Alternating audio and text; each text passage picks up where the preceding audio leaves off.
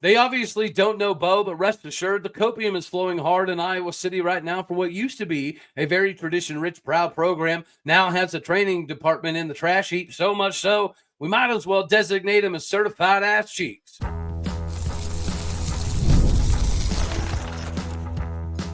You are Locked On Oklahoma State, your daily podcast on the Oklahoma State Cowboys, part of the Locked On Podcast Network, your team every day. Howdy, y'all, and hello, all. Welcome back to Locked On Oklahoma State, your daily stop for all things cowboy and cowgirl related. My name is Cody Stovall. I want to thank you kindly for stopping by to make this your first listen. We're available on all of your podcasting platforms, visually as well on YouTube. Find me personally on X at Aldeo State. Today, we're brought to you by FanDuel. Make every moment matter more, especially right now when new customers can get $150 back in bonus bets with any $5 winning bet. Get squared away with FanDuel.com today. Meanwhile, we are going to jump into the wrestling conversation. Naturally, we were going to lead with foosball, but the conversational pieces around the country are still reverberating around the Bo Basset decision to decommit from Iowa after the Melvin Miller decommitment, or I guess removing him of his final 8, after some choice words from Coach Tom Brands and potentially some other Brands family members telling Bo Bassett's family that they're not going to run his program and tell him what to do, this and that and the other. Ironically enough, though, training is pretty commonplace whenever you're going after a top-tier level recruit. Not only that, but you kind of selfishly want that individual to be in your training program, to have an understanding of what it's going to take, and to have a lay of the land of what wrestlers are in front of him, so he knows what he needs to work on, not only through his last year of high school, but coming into college. This makes sense. Evidently, it doesn't make a whole lot of sense in Iowa. They seemingly were in desperation mode after they lost out on Drayshawn Ross out of their backyard. They lost out on Jax Forrest. They scrambled and put up massive amounts of money for Bo Basset for what I believe was kind of a packaging deal.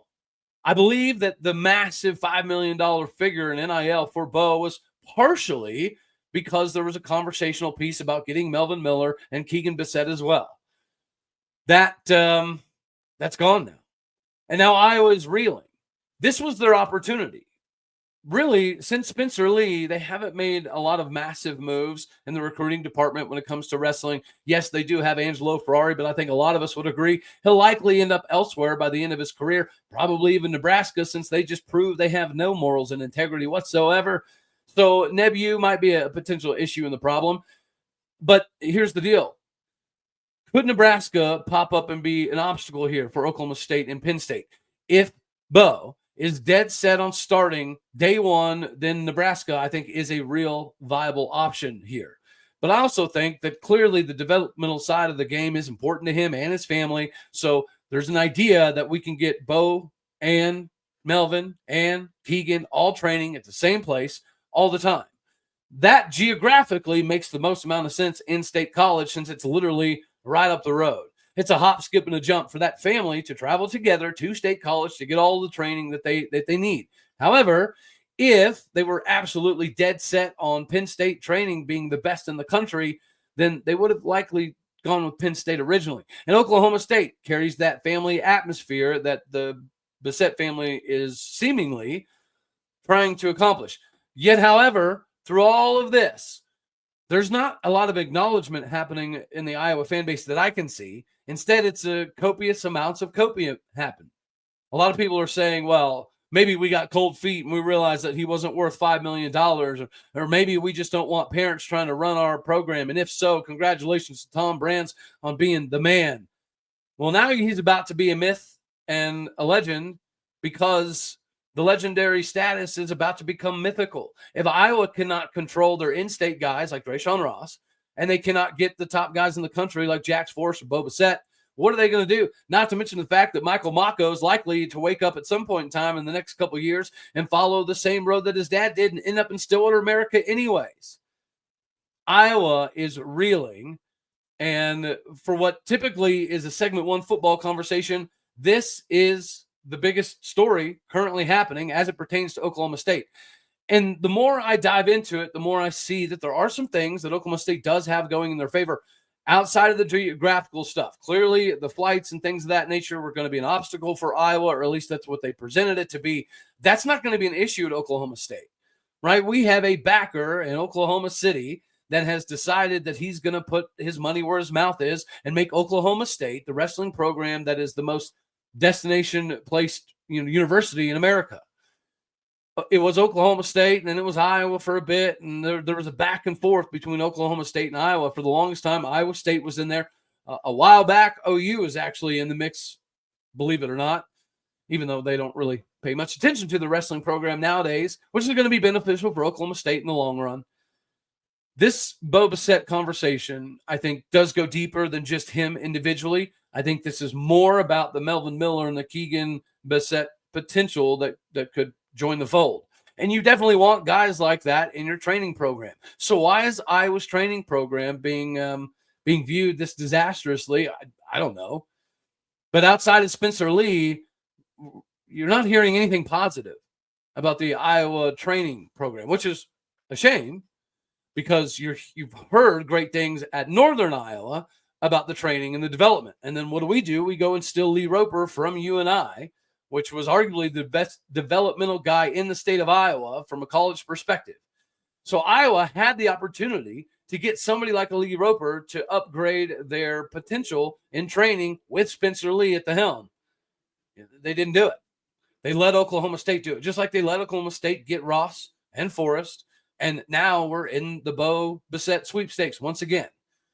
I still think that the training stuff, the family stuff, all of that kind of makes the most amount of sense for him to stay in state at Penn State, being a Pennsylvania guy. But we've got some abilities here. And here's the deal, as we talked about with Zach Sako. If Oklahoma State lands Bo, and then we get Melvin Miller, because evidently Melvin Miller was ready to commit to Iowa. Like it was basically a done deal, which leads me again to believe that some of the things that I'd heard originally is why were Iowa going to give Bo that amount of money? It was for some assurances that he would bring his brothers along the way a little bit later. So this was always likely going to be a package deal, which is why it was a massive get for Iowa. And it calmed down the Tom Brands needs to go conversations. There have been people on message boards for the last couple of years talking about how maybe Spencer Lee needs to take over and Tom Brands is lost his luster a little bit and he doesn't know how to navigate the new NIL transfer era. Well, when you come up with $5 million, it seems like they overcame the NIL hurdle, but the rest of it is still problematic.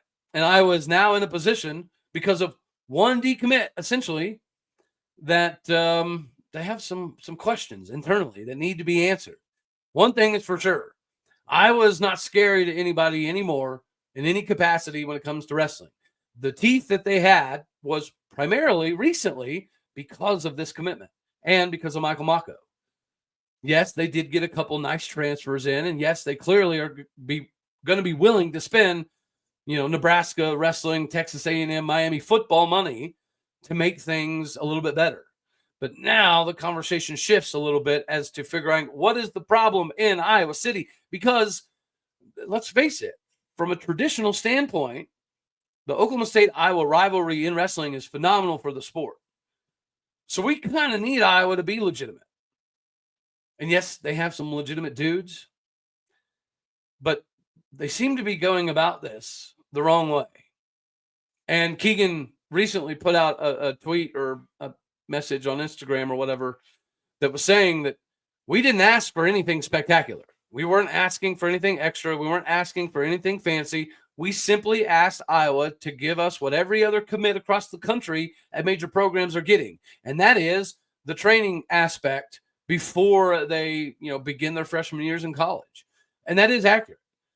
A lot of these big time wrestlers that say they're out of state, they train at some of the top facilities as they prepare to come to college. A large portion of them, if possible, they come as early as possible so they can get training in the building with the dudes that are going to make them better throughout the course of the season. So what is seemingly logical is something that Iowa is fighting, and then they are trying to blame other people and their fan base, hook, line, and sinker. They're rolling with it.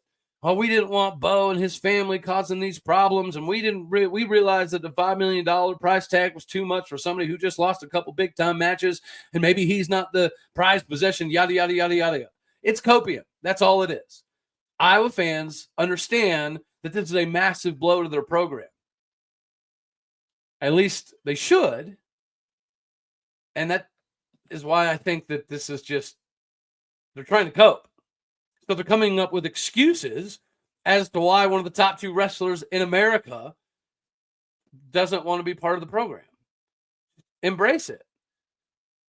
Tom Brands and the Brands family might have lost a little bit of that cachet. And it happens. Like John Smith, the tail end of his career, he lost a little bit of that same cachet. John Smith was still a legend. John Smith could still get some of the top talent in the country, but his ability to walk in to any living room, anywhere, anytime, and get any wrestler he wanted, those days kind of started falling apart. And OSU Wrestling went back a little bit. Right? Still being a top 25 team, top 10 team, that's going back. Speaking of being top 10, we've got something to address a little bit later. You can have a top 10 level season in your bank account if you get squared away today with FanDuel, the bee's knees, and all of your betting needs. Summer sports are still in full swing, obviously, and whether you're all about baseball or golf or soccer, FanDuel is the best way for you to get in on the action and make it more exciting. You've already followed the action, so why not make it more thrilling? With FanDuel, you can get in on the game while your friends are getting sunburned at the beach. It's easy to use. They have very fast payouts that make it even the regular season games much more fun to watch. It makes it almost a must-see event. Whether you're placing the same game parlay or watching a bet ride into the 9th inning, FanDuel makes it easy for you to be part of the action. You can track your favorite matchups, and the app keeps it fresh with new daily promotions that make betting always fun. If you're new to FanDuel, new customers can bet just $5 and get $150 back in bonus bets if your first $5 hauler is a winner. Open the FanDuel app today or head on over to FanDuel.com to get started. With all of your betting needs, FanDuel is the bee's knees. All right, now we get to shift gears here back to the foosball conversation before we dive back into the top 10 ranking for Oklahoma State wrestling. And that is, obviously, we've been beating down the door about Ben Duncombe being a tried and true cowboy culture kind of guy. But we also have 4-star consensus, 4-star, 92 overall, number 9 ranked linebacker in America, Daquives Beck, set to make his decision this Saturday. And then we also have another dude that I think has the potential to be a massive get, and that is Jowhar Franklin. Recently, Taylor Skeens from OK State on SI was able to catch up with Jowhar. He's going to put out that piece a little bit later on. But one thing I can say about these two individuals is whenever you look at Daquives Beck, obviously 92 overall would make him one of the top 15 biggest recruits in Oklahoma State history, but we are competing against OU and Texas A&M. Everything that you read is indicating that he's already a Texas A&M lock, primarily because his Carthage teammate and running back signed with the Texas A&M Aggies. So at the end of the day, will KJ Edwards, running back, going to Texas A&M and being a teammate be the deciding factor? Likely not, but it obviously is a massive factor because it's what's being talked about around Texas A&M country ad nauseum. Daquives Beck would be a generational get for anybody. The dude has 234 tackles in the last 2 years, 30 tackles for loss, and 21 sacks, something to that effect. He put up ridiculous video game numbers. If you were going to create a player in NCAA football and make him a linebacker, Daquives Beck would fit the mold and accomplish everything that you're looking to accomplish. And then we have Jowhar Franklin.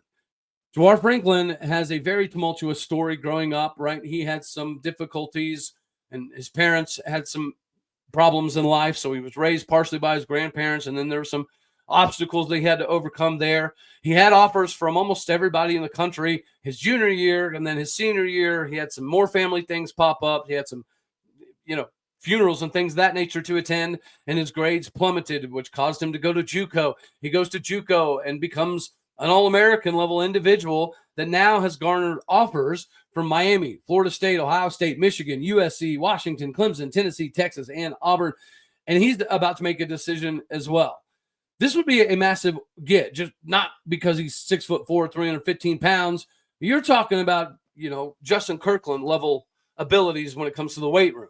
And now we have the technical training at the coaching positions that we didn't have the last few seasons to get the most out of these individuals. So as much as I absolutely think that Ben Duncombe could be the KD Batman Jones on the recruiting side for this defensive class, if you get Daquives Beck or you get Jowhar Franklin Jr., both of these individuals carry a massive, massive amount of weight for this class.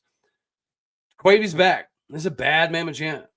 I still think Tayon King could be a massive possibility here, but these are dudes that have put Oklahoma State in their top 5, top 8, top 7, and they've announced that they're going to be making a decision here before too long.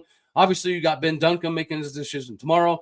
You've got Daquives Beck making his decision this weekend, and I think Jowhar Franklin might be a little bit later in line, but Oklahoma State does fit for what he's looking for.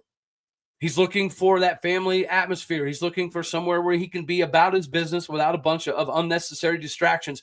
What he was able to do in JUCO is only a fraction of what he could potentially be. He knows he's an NFL-level guy. The question is, what place gives him the best opportunity to showcase his ability? What place runs the best style of defense to get him the most maximum exposure?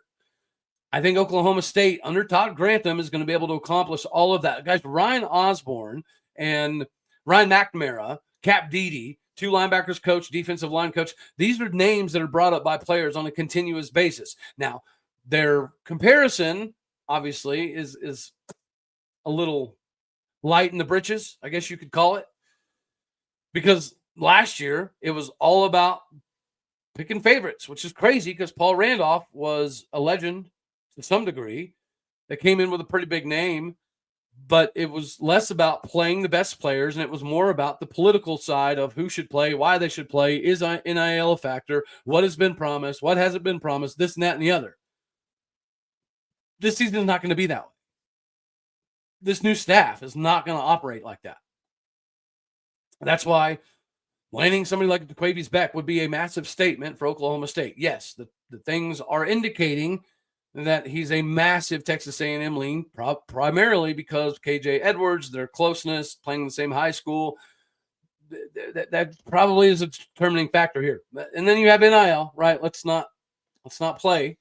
Oklahoma State has done significantly more in the NIL department than I ever thought was physically possible, unless Boone Pickens rolled back in with another, $365 million. He did.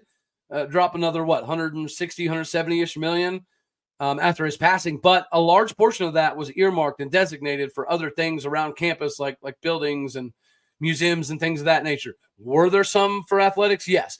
The biggest benefit to our NIL department, from what I've gathered, has been the concerts. So we need to make this a yearly thing. And we have a lot of legends that have grown up in Stillwater, Oklahoma, in the music industry, in the state of Oklahoma in general. I mean, you could go get Blake Shelton, Miranda Lambert, Garth Brooks. Wyatt Flores is absolutely killing it right now. You could get Cross Canadian Rag Week back in here. You could probably up the ante and get some rock groups in here. I remember one of the greatest venue or concerts I've ever been to, right? And I used to travel playing some music, or at least trying to, for quite some time. So I've got to play at Kane's Ballroom and things of that nature. The best show I've ever seen in my life, other than Papa Roach, was Three Doors Down in Gallagher-Iba Arena. So the fact that Boone Pickens Stadium is able to accomplish all of this, and you heard the figures, like we were earning on a consistent basis what Iowa was trying to give away to Bo Basset. So we have the money. Do we have Texas A&M money? No, we don't. We don't. Do we have OU money? No, probably not. But we have enough to be competitive. And we have enough going on right now. From a defensive perspective, I think you could make the argument, that Todd Grantham and the staff that he's built in Stillwater, Oklahoma is more impressive than anything they have going on in Norman. And I love Mike Elko. I love what he did at Duke. I think he's going to be a good coach at Texas A&M. But Texas A&M has a habit of getting in their own way. I don't see that changing anytime soon. right? They're going to pay anybody with the abilities of Daquives Beck massive amounts of money, but clearly there's a disconnect somewhere because it's not transferable on the field all that often. Individually, sure, but what you've seen historically, at least recently, is people will go get their big money bags from Texas A&M and then they'll transfer a year or two later. They got their money. They're happy campers. Now they want to go somewhere, make a name for themselves, develop, and get into the NFL. Not that that's impossible at A&M, but it's not the same. They don't have Rob Glass. They don't have the consistency. They don't have the best prospects to getting to the CFB. If you get to the CFB in the SEC, it's a big deal, but it's a difficult proposition for A&M to get there. At Oklahoma State, there's an expectation that we should be competing for Big 12 titles on a continuous year-to-year basis. That didn't happen this previous season, so we're looking to change some things. And then Jowhar Franklin. Jowhar Franklin, I think, would fill that gap instantaneously of losing Justin Kirkland. I think this particular season, Amon Oates and Michael Diatta are going to be more than serviceable. I think Amon Oates has the capability of being an all Big 12 caliber individual. But we have to be able to keep feeding that, right? We have to be able to keep beefing up that position. And what was said about the Big 12 defensive line for years and years and years and years, I mean, not so much anymore. The last few years has changed this conversation. But traditionally, people always said, well, you're not going to get the big, 6'4", 320-pound dudes in the Big 12. Those are only SEC guys. Thankfully, that has shifted because it was true, right, for a long time. Mike Gundy's talked about it. For a decent portion of time, we had like one or two 300-pounders on the roster. Last year, we had almost 20 some odd individuals, 15-ish. So we can get SEC level guys. And now we've got SEC coaches that have been in the NFL that are recruiting SEC level dudes in an SEC level way. So as much as I don't like giving the SEC props, when it comes to defense, they do some special stuff. And we don't have Jim Knowles roaming the sidelines anymore, unfortunately. I do think Todd Grantham's going to be phenomenal. The conversations about Ryan Osborne have been light years different than what we've had previously, including Greg Richmond, which I love, Coach G. Rich. But the technical training we're getting now is something that these guys have never seen before. This is new. And I think these recruits can see some of that as well. It's going to take some winning, but landing Ben Duncombe, Jowhar Franklin, or Daquives Beck, or Tayon Tank King, these would all be massive W's for this recruiting cycle. So hopefully we can start locking them down soon.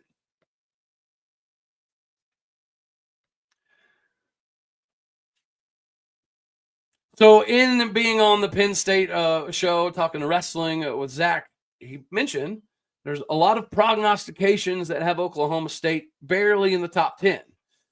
So it got me thinking, okay?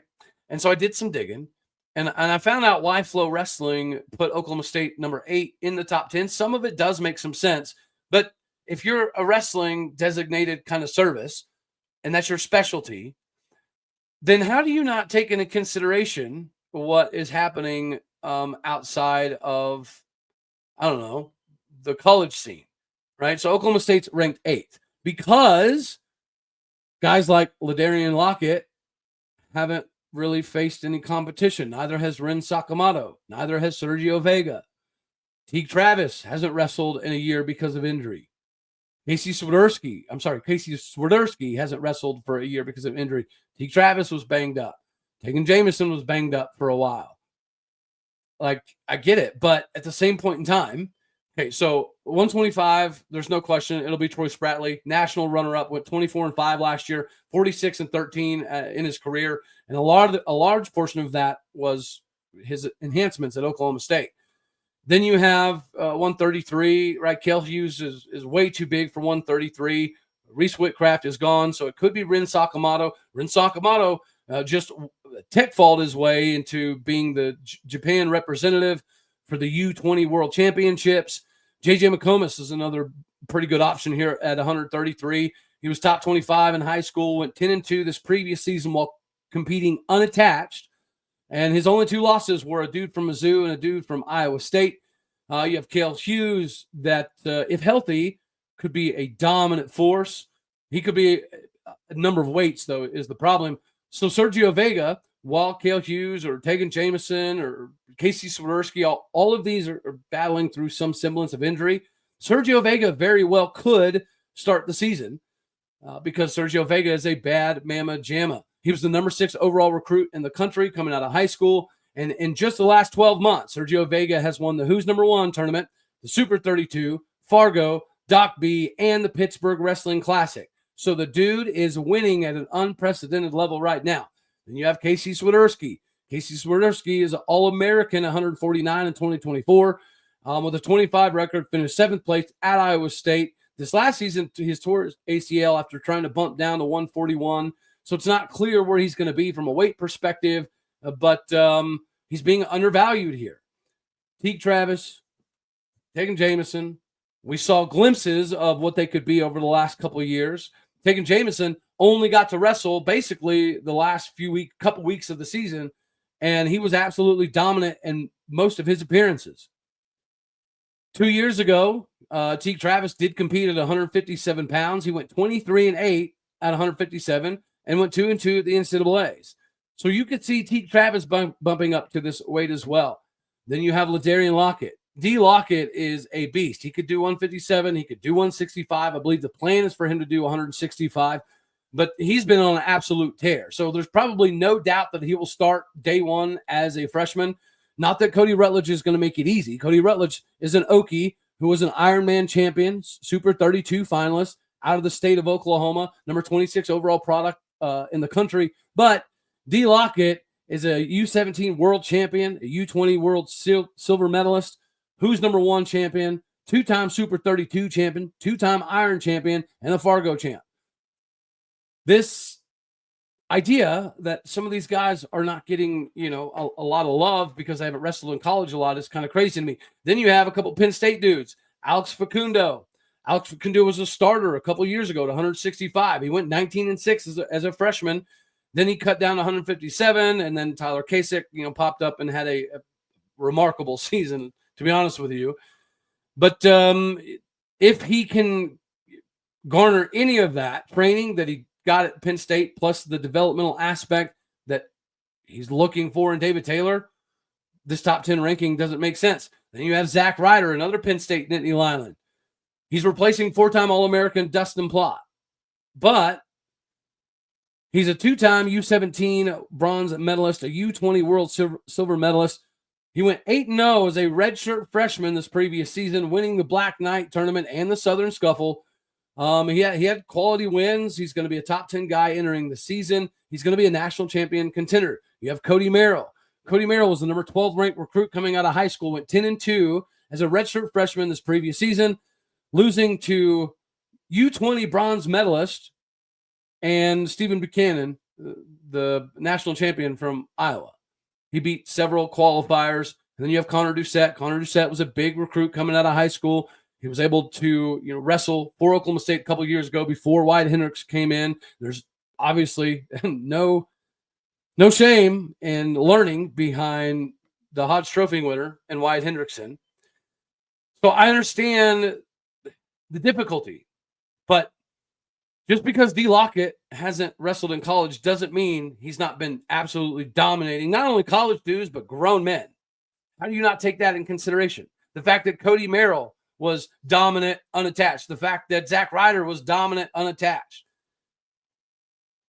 The fact that we have one of the top classes in the country, once again. Everybody that came to Oklahoma State, Wyatt Hendrickson, Dean Hamady Jr., Troy Spratley, Caleb Fish, Cam Amin, they all got significantly better in Stillwater in less than 1 year. So is number 8 in the country justifiable? Maybe.